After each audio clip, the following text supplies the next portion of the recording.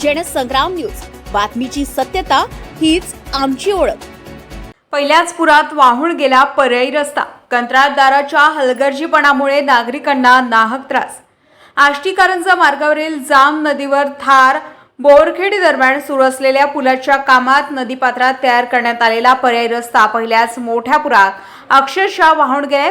परिणामी दिवसभर संपूर्ण वाहतूक ठप्प झाली असून हजारो नागरिकांना तब्बल 25 किलोमीटरचा फेरा मारून प्रवास करावा लागलाय।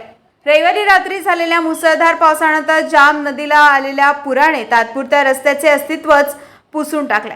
पुरासोबत आलेली झाडे आणि कचरा मार्गाजवळ अडकल्याने पाण्याचा वेग वाढला आणि काही क्षणातच पर्यायी रस्ता वाहून गेला। या घटनेमुळे एसटी बस, खासगी वाहने आणि अत्यावश्यक वाहतूक पूर्णपणे ठप्प झाली।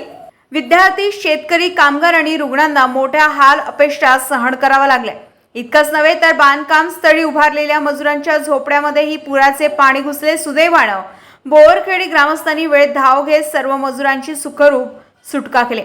सर्वात मोठा प्रश्न म्हणजे पुराचा धोका माहिती असतानाही पर्यायी रस्ता इतक्या निष्काळजीपणे का तयार करण्यात आला? सुरक्षेचे निकष पाळले गेले होते का? निकृष्ट कामामुळेच हा रस्ता पहिल्याच पुरात वाहून गेला का आणि त्याला जबाबदार कोण? स्थानिक नागरिकांचा आरोप आहे की कंत्राटदाराच्या नियोजन शून्य कारभारामुळे आणि संबंधित विभागाच्या दुर्लक्षामुळे सामान्य नागरिकांना नाहक त्रास सहन करावा लागत आहे। दरम्यान वाहून गेलेला मार्ग तातडीने दुरुस्त करून वाहतूक पूर्ववत सुरू करावी, अन्यथा तीव्र आंदोलन छेडण्याचा इशारा नागरिकांनी दिला।